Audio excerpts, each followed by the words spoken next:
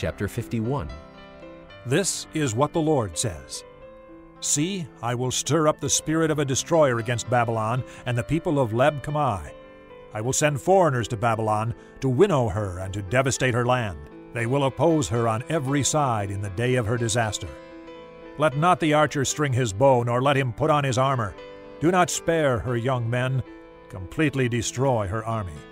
They will fall down slain in Babylon, fatally wounded in her streets. For Israel and Judah have not been forsaken by their God, the Lord Almighty, though their land is full of guilt before the Holy One of Israel. Flee from Babylon. Run for your lives. Do not be destroyed because of her sins. It is time for the Lord's vengeance. He will pay her what she deserves.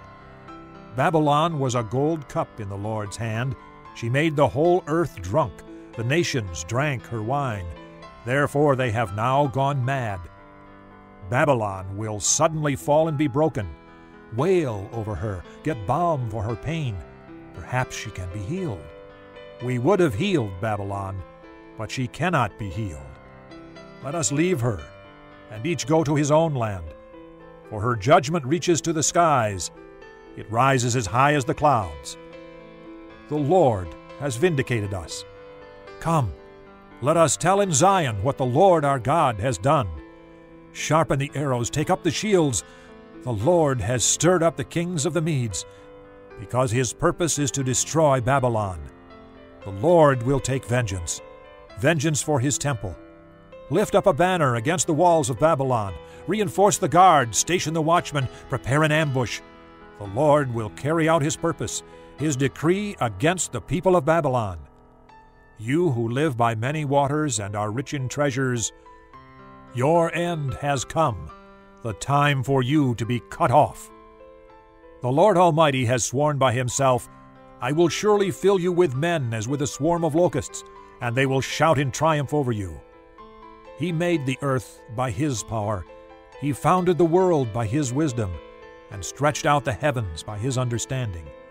When he thunders, the waters in the heavens roar. He makes clouds rise from the ends of the earth. He sends lightning with the rain and brings out the wind from his storehouses. Every man is senseless and without knowledge.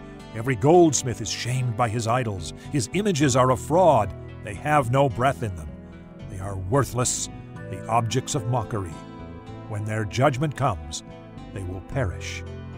He who is the portion of Jacob is not like these, for he is the maker of all things, including the tribe of his inheritance. The Lord Almighty is his name. You are my war club, my weapon for battle. With you I shatter nations, with you I destroy kingdoms. With you I shatter horse and rider, with you I shatter chariot and driver. With you I shatter man and woman. With you I shatter old man and youth. With you I shatter young man and maiden. With you I shatter shepherd and flock. With you I shatter farmer and oxen. With you I shatter governors and officials. Before your eyes I will repay Babylon and all who live in Babylonia for all the wrong they have done in Zion, declares the Lord. I am against you, O destroying mountain, you who destroy the whole earth, declares the Lord. I will stretch out my hand against you, roll you off the cliffs, and make you a burned-out mountain. No rock will be taken from you for a cornerstone, nor any stone for a foundation, for you will be desolate forever, declares the Lord. Lift up a banner in the land, blow the trumpet among the nations, prepare the nations for battle against her, summon against her these kingdoms, Ararat, Minni, and Ashkenaz. Appoint a commander against her, send up horses like a swarm of locusts. Prepare the nations for battle against her, the kings of the Medes, their governors and all their officials, and all the countries they rule. The land trembles and writhes, for the Lord's purposes against Babylon stand, to lay waste the land of Babylon, so that no one will live there. Babylon's warriors have stopped fighting. They remain in their strongholds. Their strength is exhausted. They have become like women. Her dwellings are set on fire. The bars of her gates are broken. One courier follows another, and messenger follows messenger, to announce to the king of Babylon that his entire city is captured, the river crossings seized, the marshes set on fire, and the soldiers terrified. This is what the Lord Almighty, the God of Israel, says. The daughter of Babylon is like a threshing floor at the time it is trampled. The time to harvest her will soon come. Nebuchadnezzar, king of Babylon, has devoured us. He has thrown us into confusion. He has made us an empty jar. Like a serpent, he has swallowed us and filled his stomach with our delicacies, and then has spewed us out. May the violence done to our flesh be upon Babylon, say the inhabitants of Zion. May our blood be on those who live in Babylonia, says Jerusalem. Therefore this is what the Lord says. See, I will defend your cause and avenge you. I will dry up her sea and make her springs dry. Babylon will be a heap of ruins, a haunt of jackals, an object of horror and scorn, a place where no one lives. Her people all roar like young lions. They growl like lion cubs. But while they are aroused, I will set out a feast for them and make them drunk, so that they will shout with laughter, then sleep forever and not awake, declares the Lord. I will bring them down like lambs to the slaughter, like rams and goats. How Shishak will be captured, the boast of the whole earth seized. What a horror Babylon will be among the nations. The sea will rise over Babylon. Its roaring waves will cover her. Her towns will be desolate, a dry and desert land, a land where no one lives, through which no man travels. I will punish Bel in Babylon and make him spew out what he has swallowed. The nations will no longer stream to him, and the wall of Babylon will fall. Come out of her, my people. Run for your lives. Run from the fierce anger of the Lord. Do not lose heart or be afraid when rumors are heard in the land. One rumor comes this year, another the next. Rumors of violence in the land and of ruler against ruler. For the time will surely come when I will punish the idols of Babylon. Her whole land will be disgraced, and her slain will all lie fallen within her. Then heaven and earth and all that is in them will shout for joy over Babylon, for out of the north destroyers will attack her, declares the Lord. Babylon must fall because of Israel's slain, just as the slain in all the earth have fallen because of Babylon. You who have escaped the sword, leave and do not linger. Remember the Lord in a distant land, and think on Jerusalem. We are disgraced, for we have been insulted, and shame covers our faces because foreigners have entered the holy places of the Lord's house. But days are coming, declares the Lord, when I will punish her idols, and throughout her land the wounded will groan. Even if Babylon reaches the sky and fortifies her lofty stronghold, I will send destroyers against her, declares the Lord. The sound of a cry comes from Babylon, the sound of great destruction from the land of the Babylonians. The Lord will destroy Babylon. He will silence her noisy din. Waves of enemies will rage like great waters. The roar of their voices will resound. A destroyer will come against Babylon. Her warriors will be captured, and their bows will be broken. For the Lord is a God of retribution. He will repay in full. I will make her officials and wise men drunk, her governors, officers, and warriors as well. They will sleep forever and not awake, declares the King, whose name is the Lord Almighty. This is what the Lord Almighty says. Babylon's thick wall will be leveled, and her high gates set on fire. The peoples exhaust themselves for nothing. The nation's labor is only fuel for the flames.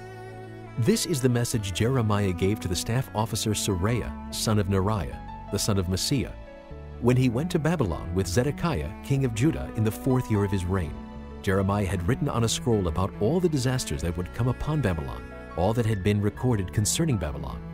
He said to Seraiah, When you get to Babylon, see that you read all these words aloud. Then say, O Lord, you have said you will destroy this place, so that neither man nor animal will live in it. It will be desolate forever. When you finish reading this scroll, tie a stone to it and throw it into the Euphrates. Then say, So will Babylon sink, to rise no more because of the disaster I will bring upon her, and her people will fall. The words of Jeremiah end here. Chapter 52. Zedekiah was 21 years old when he became king, and he reigned in Jerusalem 11 years. His mother's name was Hamutal, daughter of Jeremiah. She was from Libnah. He did evil in the eyes of the Lord, just as Jehoiakim had done. It was because of the Lord's anger that all this happened to Jerusalem and Judah, and in the end he thrust them from his presence. Now Zedekiah rebelled against the king of Babylon. So in the 9th year of Zedekiah's reign, on the 10th day of the 10th month, Nebuchadnezzar, king of Babylon, marched against Jerusalem with his whole army. They camped outside the city and built siege works all around it. The city was kept under siege until the 11th year of King Zedekiah. By the 9th day of the 4th month, the famine in the city had become so severe that there was no food for the people to eat. Then the city wall was broken through, and the whole army fled. They left the city at night through the gate between the two walls near the king's garden, though the Babylonians were surrounding the city. They fled toward Arabah, but the Babylonian army pursued King Zedekiah and overtook him in the plains of Jericho. All his soldiers were separated from him and scattered, and he was captured. He was taken to the king of Babylon at Riblah in the land of Hamath, where he pronounced sentence on him. There at Riblah, the king of Babylon slaughtered the sons of Zedekiah before his eyes. He also killed all the officials of Judah. Then he put out Zedekiah's eyes, bound him with bronze shackles, and took him to Babylon, where he put him in prison till the day of his death. On the 10th day of the 5th month, in the 19th year of Nebuchadnezzar, king of Babylon, Nebuzaradan, commander of the imperial guard, who served the king of Babylon, came to Jerusalem. He set fire to the temple of the Lord, the royal palace, and all the houses of Jerusalem. Every important building he burned down. The whole Babylonian army under the commander of the imperial guard broke down all the walls around Jerusalem. Nebuzaradan, the commander of the guard, carried into exile some of the poorest people, and those who remained in the city, along with the rest of the craftsmen, and those who had gone over to the king of Babylon. But Nebuzaradan left behind the rest of the poorest people of the land to work the vineyards and fields. The Babylonians broke up the bronze pillars, the movable stands, and the bronze sea that were at the temple of the Lord, and they carried all the bronze to Babylon. They also took away the pots, shovels, wick trimmers, sprinkling bowls, dishes, and all the bronze articles used in the temple service. The commander of the imperial guard took away the basins, censers, sprinkling bowls, pots, lampstands, dishes, and bowls used for drink offerings, all that were made of pure gold or silver. The bronze from the 2 pillars, the sea and the 12 bronze bowls under it, and the movable stands which King Solomon had made for the temple of the Lord, was more than could be weighed. Each of the pillars was 18 cubits high and 12 cubits in circumference. Each was 4 fingers thick and hollow. The bronze capital on top of the one pillar was 5 cubits high and was decorated with a network and pomegranates of bronze all around. The other pillar, with its pomegranates, was similar. There were 96 pomegranates on the sides. The total number of pomegranates above the surrounding network was 100. The commander of the guard took as prisoners Seraiah, the chief priest, Zephaniah, the priest next in rank, and the 3 doorkeepers. Of those still in the city, he took the officer in charge of the fighting men and 7 royal advisors. He also took the secretary, who was chief officer in charge of conscripting the people of the land, and 60 of his men who were found in the city. Nebuzaradan, the commander, took them all and brought them to the king of Babylon at Riblah. There at Riblah, in the land of Hamath, the king had them executed. So Judah went into captivity away from her land. This is the number of the people Nebuchadnezzar carried into exile. In the 7th year, 3,023 Jews. In Nebuchadnezzar's 18th year, 832 people from Jerusalem. In his 23rd year, 745 Jews taken into exile by Nebuzaradan, the commander of the imperial guard. There were 4,600 people in all. In the 37th year of the exile of Jehoiakim, king of Judah, in the year Evil-Merodach became king of Babylon, he released Jehoiakim, king of Judah, and freed him from prison on the 25th day of the 12th month. He spoke kindly to him and gave him a seat of honor higher than those of the other kings who were with him in Babylon. So Jehoiakim put aside his prison clothes, and for the rest of his life ate regularly at the king's table. Day by day the king of Babylon gave Jehoiakim a regular allowance as long as he lived, till the day of his death. Chapter 9. Now the first covenant had regulations for worship and also an earthly sanctuary. A tabernacle was set up. In its first room were the lampstand, the table, and the consecrated bread. This was called the holy place. Behind the second curtain was a room called the most holy place, which had the golden altar of incense and the gold-covered Ark of the Covenant. This ark contained the gold jar of manna, Aaron's staff that had budded, and the stone tablets of the covenant. Above the ark were the cherubim of the glory, overshadowing the atonement cover. But we cannot discuss these things in detail now. When everything had been arranged like this, the priests entered regularly into the outer room to carry on their ministry. But only the high priest entered the inner room, and that only once a year, and never without blood, which he offered for himself and for the sins the people had committed in ignorance. The Holy Spirit was showing by this that the way into the most holy place had not yet been disclosed as long as the first tabernacle was still standing. This is an illustration for the present time, indicating that the gifts and sacrifices being offered were not able to clear the conscience of the worshipper. They are only a matter of food and drink and various ceremonial washings, external regulations applying until the time of the new order. When Christ came as high priest of the good things that are already here, he went through the greater and more perfect tabernacle that is not man-made, that is to say, not a part of this creation. He did not enter by means of the blood of goats and calves, but he entered the most holy place once for all by his own blood, having obtained eternal redemption. The blood of goats and bulls and the ashes of a heifer sprinkled on those who are ceremonially unclean sanctify them so that they are outwardly clean. How much more then will the blood of Christ, who through the eternal Spirit offered himself unblemished to God, cleanse our consciences from acts that lead to death, so that we may serve the living God.